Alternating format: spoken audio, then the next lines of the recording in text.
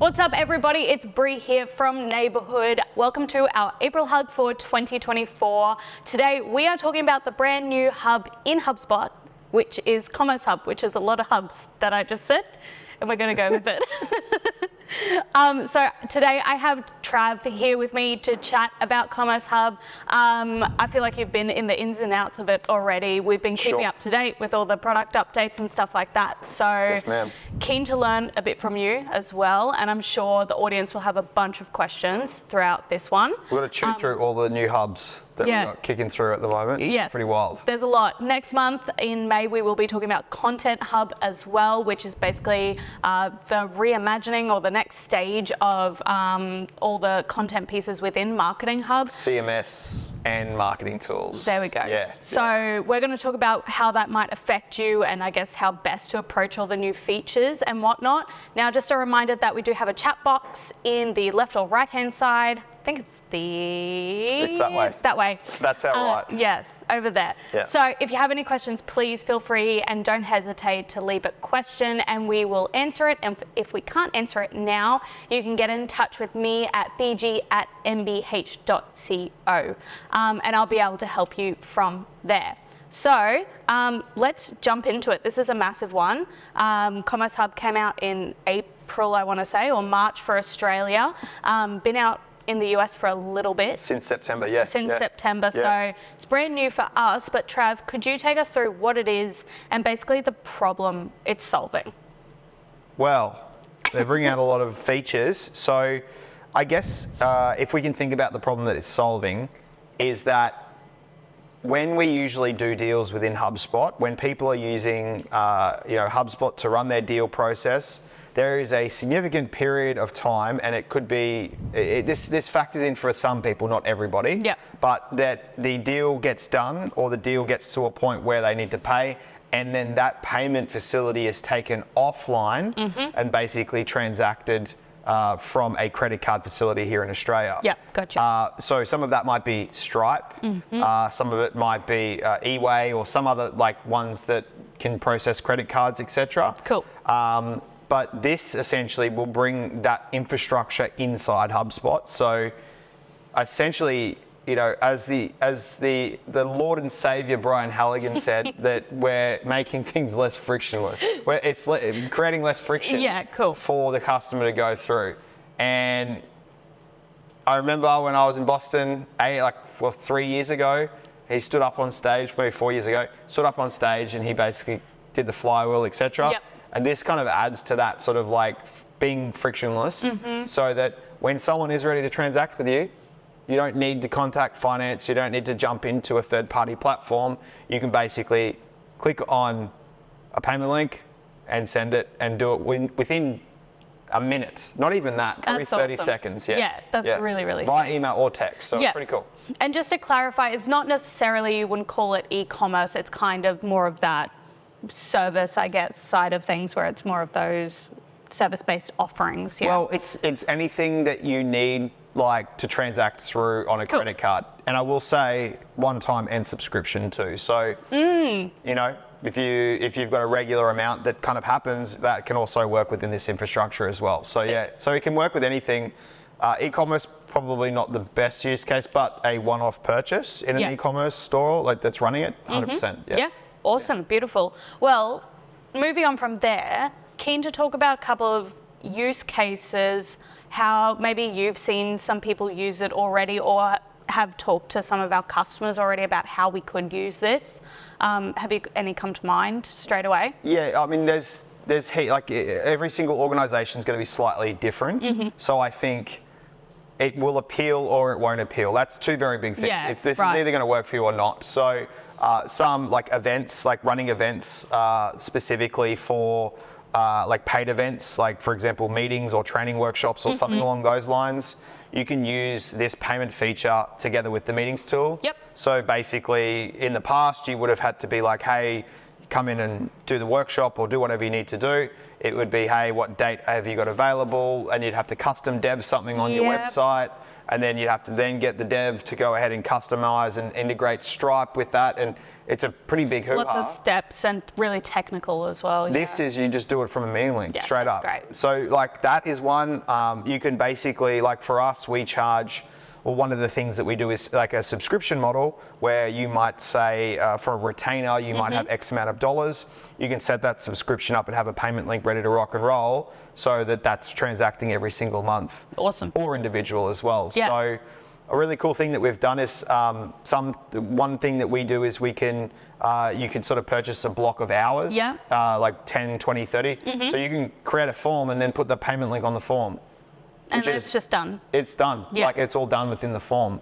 So it's really giving that power, flexibility, and I think customizability back to the HubSpot user. Yeah. And not necessarily having to invest in developers, like go off third parties and purchase like another SaaS platform to manage stuff. Yep. It's all managed within HubSpot. And the great thing about it is that you can report on all of it. Yeah. So, you know, subscriptions, Awesome. where we're kicking back with subscriptions, purchase history, we can cancel subscriptions, we can add things to subscriptions in there, we can cancel them, edit them, however we want to do. It's all sort of within the ecosystem. And if you've used HubSpot before, You should be able to just... you'll be sweet. I mean, that's one of the things HubSpot does really well is make it... The UI is very accessible from one hub to another. Yeah. You know, you can just go across intuitive, it. yeah. Awesome. Well, I guess we kind of... Sorry, I talked over you there. Kind of talked about the benefits. Obviously, it's going to... Yeah. You give me the giggles now. It's going to help you get paid faster because it's a quick and easy link to get paid, which will help you increase revenue and ultimately save time. Keen to talk maybe about some of the limitations to Commerce Hub, maybe things it can't do or just the way it's running in Australia as well. So there's two things that come to mind. There was three, but there's two now. So the first one is invoicing. So you can invoice through HubSpot, which is really great. Now people are going to be like, well, what does that mean with my Xero or my MYOB or my QuickBooks? What does that mean? So essentially, you'll be able to spin up an invoice, which you can brand, kind of like a quote sort of thing. Yeah. And you can kind of like spin it up and send it away to get paid. Now, essentially that invoice there isn't sort of matching what's in your like accounting platform. Now, essentially in the future state, and this is the limitation that I want to talk about, is that when an invoice is spun up and your salesperson can spin that invoice up, it's sent directly to them. It should pipe that information to your accounting platform, create the draft invoice and have it all ready to rock and roll. Right. Empowering the salesperson to send the invoice and not wait for the accounts person to come in the morning to send it as well. At the moment, the limitation is there's no sync. Right. So you're going to have to export out the invoices and then import them in. No one. It's all just manual. No one wants to do that. No. Don't even consider it. Yeah. I mean, if you do want to consider it, give us a shout because I want to hear why. But it's a lot of manual labour, so I don't think it's in the position where it should be right now. Just be double entry and But I can bet you $1,000 right now that they will be building it in the short term just to make sure. There you go. What's the time period? I'll say 6 months. Okay, 6 months. I'll say 6 months. Yeah. I might already know when it's no, I don't know. And then I think that's the first part. The second one is it's limited to credit cards. Yeah. Okay. So in the States, you can do sort of bank transfer sort of thing, ACH I think it's called. Over here, it's just credit card. Right. Because we haven't really got that infrastructure here at all. The API for Commerce Hub just was released a few weeks ago too. So that was a limitation, but they've opened that up. And so now from a development standpoint, you can then now build within that infrastructure. Awesome. Okay, cool, cool. Yeah. Awesome.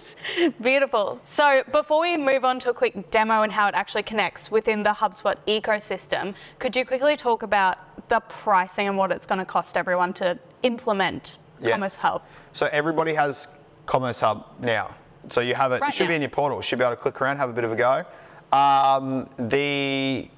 There is a cost to it though. So Stripe is the integrator or the platform. So it's using the Stripe infrastructure.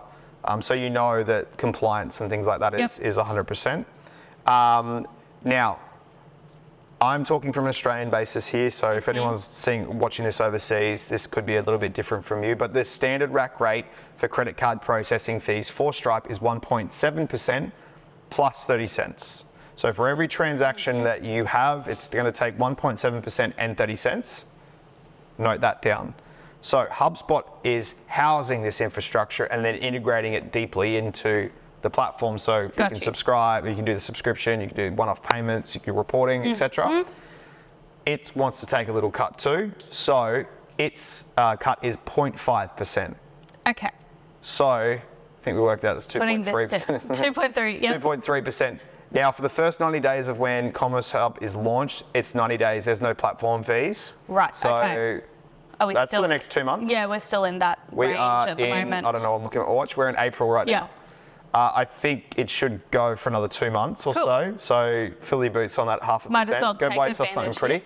But then it will revert to an extra 0.5% to use the infrastructure. And if you really think about it from that point, the efficiencies it's going to create, streamlining on creating subscriptions, creating payment links, reporting and understanding MRR and ARR and things like that is going to be hugely beneficial. Yeah, right. So it is 0.5%.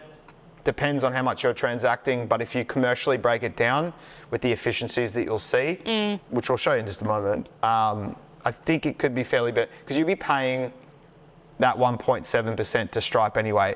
And I will note that you might have an organization that might have negotiated a better rate. So it could be lower than that, but that's the rack rate as of today or last week. Yeah. And I feel like there's a lot of opportunities to start earning maybe new streams of revenue through this as well very easily, which at the end of the day might actually compensate for that. Well, the marketer is now empowered to use payments. Yes. Where it probably was a bit tough for them to just run with the ball as well. Or the salesperson that might not have really seen, they could jump on an opportunity and close it because time kills all deals. So if you've got the opportunity to transact right there, happy days. Let's go. Yeah, it's insane. Yeah, super exciting. Insane. It's insane. Cool. Well, let's jump into the demo. I know you've had a jump in Commerce Hub already, so... That's why my computer's broken. Is it actually broken? I was jumping on... Oh, okay. Oh, God. Such bad joke. Okay. No one's listening. So, starting with before, I guess you jump into your favorite features that you want to show off in this HubSpot user group. I would love to quickly talk through how to just get started and get everything connected and where to find the settings and stuff like that. All right, well, let's jump in and we'll take a little bit of a goosey gander, eh? Yeah, let's do it. Welcome to my laptop. Now, you'll see that this is a dummy account, so it's like a test account, so there's not a lot of, there's some data in there, but you'll see that payments have been approved, etc. I will say this has got the new navigation for those that are playing at home that don't have the navigation. This is what it looks like. Get excited about it, if you like it or not. But where you're going to find this is, so if you go to down the left-hand side, you'll see Commerce. If you click on that and up to Commerce. Now, if it's the first time that you're visiting this page, you'll notice that this will look slightly different. It'll be get set up, and you'll go through and get everything set up. It should look something like this if you take us into the settings area, payments. Should bring you into an area like this where we've got sort of like all the setup areas. I will say just go through and set all of that up anyway. I think that it all kind of like links in with Stripe. If you don't have a Stripe account, it will set one up for you. Good to rock and roll. But it should kind of like look something like this in the back end. So when you get in here as well, what you want to try and do is set up all the settings in the back so obviously you'll set up the account, you'll also set up where you're going to be getting paid to, etc. You'll also in the back end here, you'll see currencies and a whole bunch of payment methods when using the checkout. Cool. One thing I will say at the very top here, go to the account branding. It's really important to go through and put in your logo, color schemes. Now, if you've onboarded with us, you should be fine, but if it was done by yourself or you are not too sure, you can definitely go up to account defaults here, and then let's do it now, why not? Click on account defaults and then go to branding. If we click on branding here, and click on your brand kit, you should see all of your logos, color themes, colors, etc. This is where it's pulling from that information as well. Yep. So make sure that that's filled out through all of the necessary logos and colors, etc. Perfect. Once you're done, you can accept specific currencies on that checkout. So once you go ahead and click on that payment link, which I'll show you in just a second, like obviously what currencies and whether they can do credit or debit card, etc. Cool. I will note just by basically looking at this that this does accept Apple and Google Pay. So obviously Apple Pay will only work on your phone. Yep. Clearly, Google Pay will work on phone and desktop as well. Of course. That'd be really nice. Awesome. Anyway, you'll step through this. One thing I will say, the policy side of thing is that you are collecting payment information. Now, you aren't storing the information yourself, nor is HubSpot. It's actually using it on Stripe, and you'll be quite surprised about how many platforms actually are transacting through Stripe. My recommendation is to go through here and fill out cancellation and refund policies as well, just to protect yourself. Just do that. Yeah. I think that's really, really important. I think that's best practice for HubSpot anyway, is just go through all your settings if you're setting up a new hub and just complete everything, because it's going to bite you in the bum later on 100%. usually. So just get it out of the way. Use AI to write it if you have to get something in there. 100%, yeah. Or if you've got an existing page, it looks like you can just drop it there as well. Yeah, absolutely. Which is pretty good. And notifications as well. So notifications here, this will notify you of upcoming payments from them as well. So it's, this one here, the top one, if it's going to, it emails the customers the link if they've failed. This one here, upcoming payment reminders from them as well, 14 days beforehand. Cool. It's really important to communicate that and not just surprise them, because they're high chance for churn. And also once a subscription's been cancelled, either by themselves or by somebody internally as well. Yeah, got you. And then some information for support internally, which will be there as well. Beautiful. So that's just the settings side of things. If we go back to the commerce area, the commerce hub, let's go to the menu. You'll see these are the things: payments, invoices, payment links, quotes, products, and subscriptions. Cool. These are all within that group. I feel quotes doesn't belong in Commerce Hub, but that's for me to fight it out with HubSpot, mainly because I kind of feel like HubSpot. I feel like it's anyway. So this all links together in some way, shape, or form. Cool. We'll see in payments. That'll give us a table of all of the payments that have taken place, so you can kind of see who is transacted. From an invoicing standpoint, you can see here what invoices have been sent out and ones that have been paid. Payment links, obviously all of the active and non-active payment links. Quotes. Now, quotes you might be familiar with. We can attach payment links to those quotes as well. So we can go through. You were able to do that in the past, but it was using like Stripe integration. Now you'll see HubSpot payments now. Okay. That's basically it there. Products, that will obviously attribute to the quote there as well. And subscriptions, the products will attach to the subscriptions and reoccur, and you can set that frequency. So it's really creating this ecosystem and pulling it all together. Correct. Yeah. Sick. So what I might do, if it's all right with you. Anything is fine by me. Anything. So we go to the Commerce Hub main screen. I think payment links is probably the first thing to start talking about. Yeah. Now you can go obviously via commerce and then go payment links. There's a whole bunch of different ways. Think about payment links and here's a couple of test examples that we've got here as well. Think about payment links as a group of products that are selected to then again give them an opportunity to use their credit card to check out. So the big part here is the product side of things. If you're familiar with quotes, you should be familiar with this. It's pretty much the same process when you kind of get to the table view, which is kind of like, if you think about it, the same screen as you've got in quotes. So I'll do an example. So if we have a look here, and we'll just use let's use a template, why not? Let's have some fun here. We want to go we might go subscription to start off with, right? Yeah. So this is a membership. Here's an example, the brand's contact information. This is kind of roughly what it's going to look like. And I'm going to go next. Brie, you have signed up to my Commerce Hub training workshop. I'm here. So I can't wait. How much do I have to pay for free that? of charge. Oh, well, I'll charge you. I'll charge you on this instance. Okay. So Sure. Commerce Hub workshop. So this Commerce Hub workshop, Commerce Hub workshop goes over 5 weeks. Okay. And you might want to enter some information. Includes workbooks,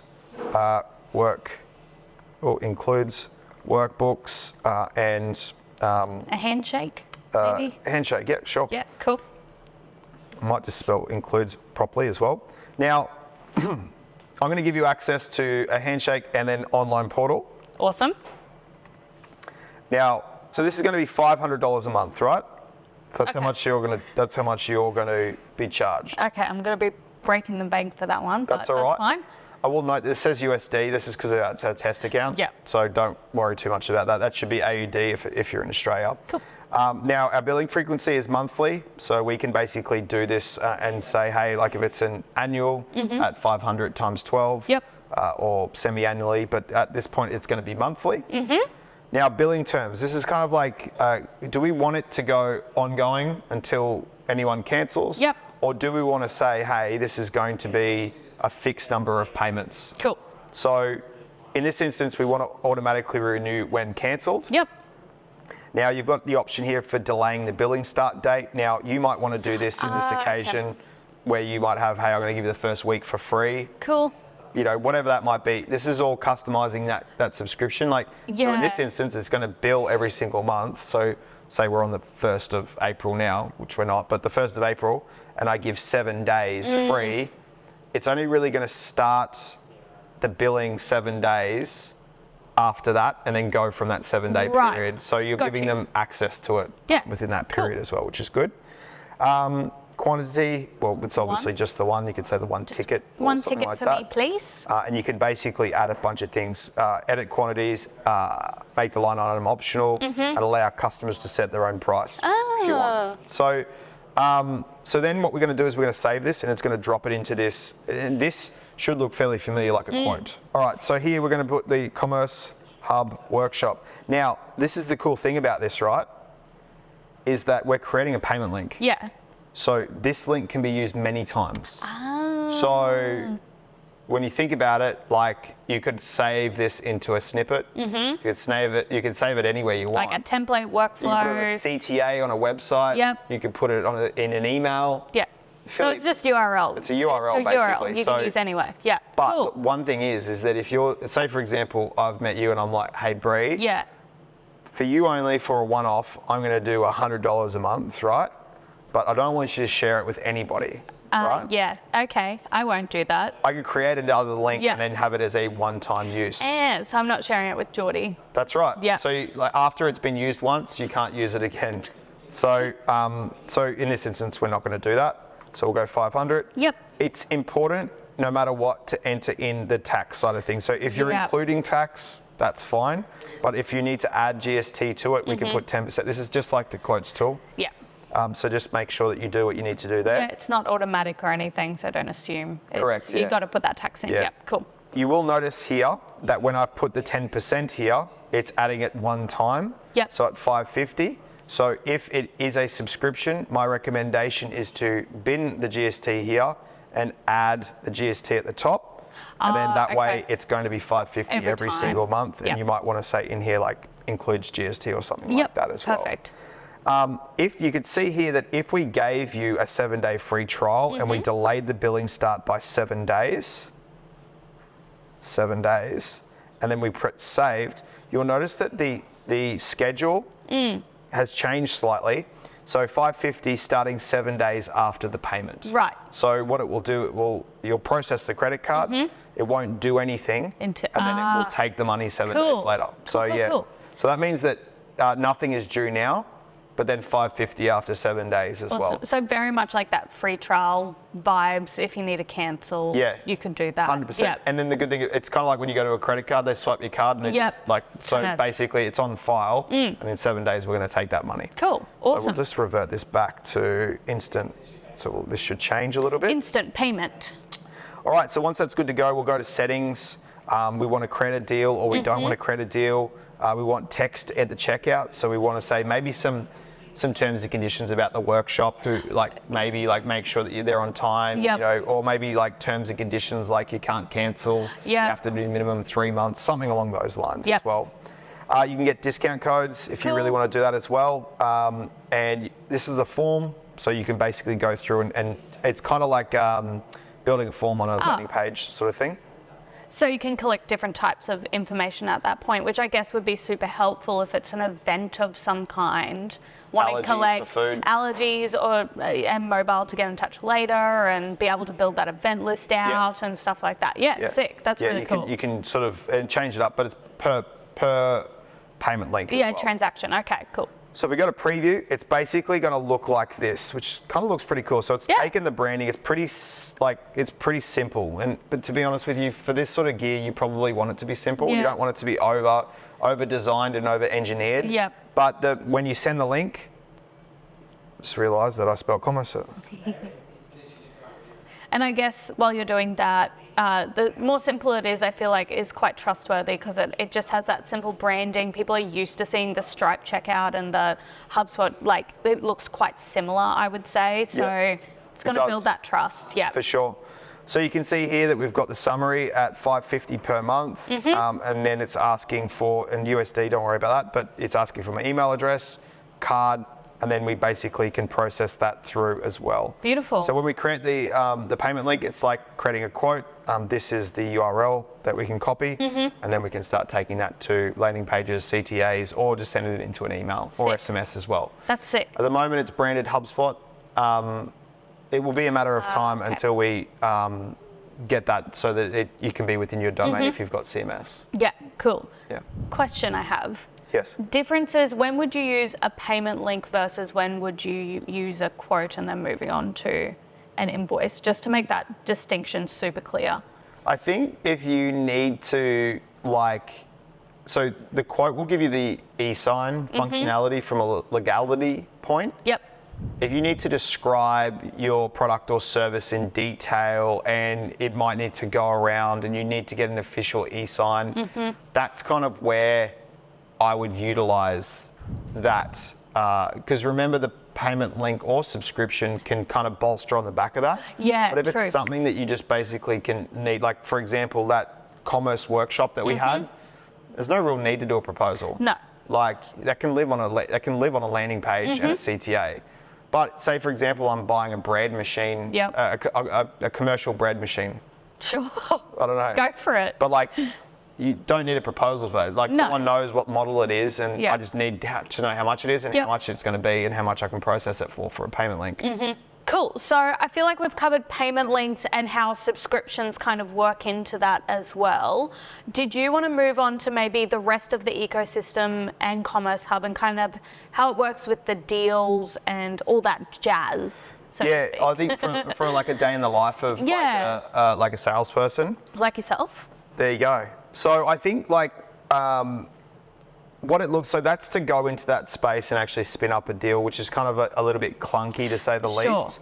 So if we go and say like we're in this like deal at the moment, Bagel Boy, that we have, and we can kind of see, you know, obviously the activity, we've got our custom properties on the left-hand side. You'll see on the right-hand side here that we've got payment links. So we can add a payment link to this deal. So say for example, I want to spin up, it'd probably be a good idea to make the existing like links. You can create a new one from scratch, but you can click on the existing links and you can see the one that I've just created is the Commerce Hub workshop. I can click on this, I can save it, and then I can write the email with the payment link all within HubSpot. Oh, just straight there. Straight there. It just took you straight there. So it's got the email ready to rock and roll, and now it's got the link there. Great. So if I click on the link, this is the link that it's got. I can just drop it in here. So basically, when we click on this link, it's going to take us to this payment links area. So if we visit the link, then it should open up all of this sort of gear, so we can kind of, if we need to make any edits. Cool. But by and large, we can then go through and send that email. So that's really quick. And you can see on the right-hand side here that we've got the product, the payment links, and basically what it's for there. So if we ever need to go back and audit, that's fine as well. Again, with subscriptions, same sort of thing. We can add an existing subscription. I haven't got any set up here as well at the moment, but we can then get the subscription and add the subscription in there. Cool. Get the subscription link and basically put it there as well. From there, so it's working similar to all the other associations on that right-hand side where it's all linking together and giving you that history, I guess. Well, this one here, so the subscriptions and the payment one, these two are looking at like this area. So if you look across here, you look at the payments and the subscriptions. If we click on these two parts, this is basically a dashboard of all the current subscriptions that are going on. So if we need to attach and associate an existing subscription to a deal, that's where we would do it. You could do it there. Yeah. Same with the payment side of things. So if we go over here to payments, click on that. Again, there's not going to be anything in here, but we can. I think it takes you to the because there's no payments, but you can see that we can associate payments to that specific deal, which in turn will help us with reporting and understanding exactly who's paying for what, who's on subscriptions, etc. Yeah, sick, awesome. And with you showed before, you could jump straight into that email. That's probably a great opportunity to set up some snippets and stuff like that, dependent on the payment link maybe, so that you have that email ready to go. So if it's an event or something like that, you could just be like, here's the info, here's the payment link, off you go.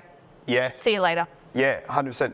So like I think when you're getting started with this, if you want to give it a crack, there's two things I would say that Stripe does have some test credit card numbers that you can use, or you could just do like 1 cent or something like that. Yeah.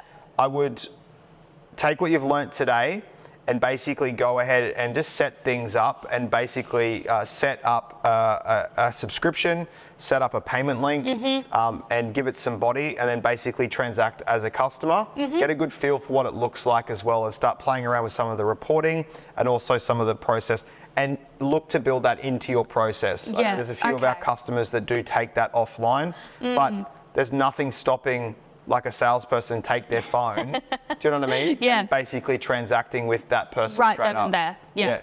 So I think it's a pretty standard system. Like it's not technical in any way, shape or form. It's pretty simplistic in spinning things up. All you need to do is get the Stripe account set up. Yep. And then once you set up, you can then start spinning out links. Remember, those payment links could be a one-time fee or a subscription. So the subscriptions area in here is just to see the subscriptions, but the payment links is where you define if it's a one-off payment or a subscription. Got you. Okay. Yeah, that makes more sense now. I guess the final thing is something that you kind of talked to me about is the products area, because we've been kind of whipping up some, one-time, not really one-time, but custom products as we go. Would you recommend, I guess, setting up that product library first before you move on to everything else? Yeah, so if you haven't got it set up already, and this can be for services, not necessarily like products, like physical products, but basically if you get a whole bunch of things that you sell, there's one really cool thing that you can do is that you can basically work on it on a CSV or a spreadsheet, and be able to import it, and then because it can be a bit tough going through and copying and pasting and starting, and like you'd have to physically click on create a product, fill out all of this information, and then add another one. With a CSV, you'll be able to copy and paste, do all that sort of stuff straight through. Yeah, make it a lot easier. So if you have got a large amount of services or products, just do it at CSV and do it in import, and then also you can then have custom properties for your products as well. But that's what I would recommend, because then once you go into the create a payment link area, it's there ready to go. It's fleshed out. I mean, you can use imagery as well if you need be. So it's all robust and giving people a lot of trust when they're transacting in that checkout. Yeah. And I guess it keeps the process and salespeople from creating their own product every time, or creating those custom random bits and bobs. I mean, the good thing with it is if you've got a pretty solid concrete product and service suite, you could then turn the permissions off so the salespeople can't edit the products. For sure. So then you just your products and consistent. services. Yeah. Awesome. Well, I will say it is quite straightforward. I feel like I did prep for this hug to be a bit more, I guess, to be more technical or complex, but I feel like HubSpot has made it super easy to jump in and just start using it. Yeah. Probably one thing we didn't talk about is the reporting standpoint, but I think that we can't show you any reporting here at the moment just because we don't have any data to show. But it is within the reporting area, and you will be able to report back on those transactions and get a good idea of monetary values and what's coming in and things like that. Yeah, and then from there, I guess you can see how it is, how those efficiencies and revenue is increasing, as you start using it. And you can work out, is it working for me? Is it not working for me? XYZ. And the good thing about it is it's striped, so you've also got that stripe reporting too. Of course. On that other side, but I mean, you'll get more granular because you can do cross-object reporting as well. Yeah. Like deals, payments, and things like that. So I think it's a lot more robust within HubSpot rather than being just standalone inside Stripe. Yeah, for sure. And whilst it is simple, I'm actually super excited to see what other HubSpot users come up with to use the payment links and to use subscriptions and what they actually use it for as well. So if you guys have anything specific that has come to mind that you would use it for, make sure you leave it in the comments because we're keen to hear about it and see what people are using it for, because ultimately it means we can help other people as well use this as a really cool solution. Yeah, it's fairly early in its infancy, so I think there's a lot of people that are starting to implement it into their systems and processes. So it's going to be a matter of time where we see some really cool stuff in the community. Yeah, for sure. And make sure you keep up to date with product updates as well. If you go to the top right in your HubSpot account and go down to product updates, they are constantly adding things into Commerce Hub at the moment. It's actually insane how much stuff was in the updates for this month. So keep an eye on that. We, of course, will put it in our HubSpot update if there's any like super major ones, which you can watch on YouTube or subscribe to. Just a quick plug to our HubSpot update email. Just head on over to our website, www.mbh.co. That's it. Awesome. Well, next month, like I said, we're talking about Content Hub, which I'm super excited for because it's another hub that we need to get our heads around. Another one. And then after that in June, we're talking about the prospecting space. So if you're starting to think about sales processes and stuff like that, that will definitely be an important one for you because it's a really interesting space that I haven't really touched too much yet, but I know you've had a quick look at. So both of those will be with Trav again. I think yeah, the prospecting space doesn't get utilised for a lot of organisations, mainly because they just don't know what it does. Yeah. So we'll step through a day in the life of a salesperson and sourcing deals to become opportunities, essentially. So like really trying to, you know, if you're paying for these leads or you're paying for this to be in your database, as well as like how can we best utilise this tool to source those opportunities and basically rake in a bit more money. Yeah, sick. I'll put my sales cap on for that. We might even just do like a little run through. I think that'd be pretty cool. Yeah, I think it'll be sick. Epic. Thank you so much for coming, guys. Don't forget to RSVP for next month's Hub and Hug. Sorry, been talking so much about Hubs today. And we will see you next time. Thanks for sticking around. See you later. See you guys. Bye.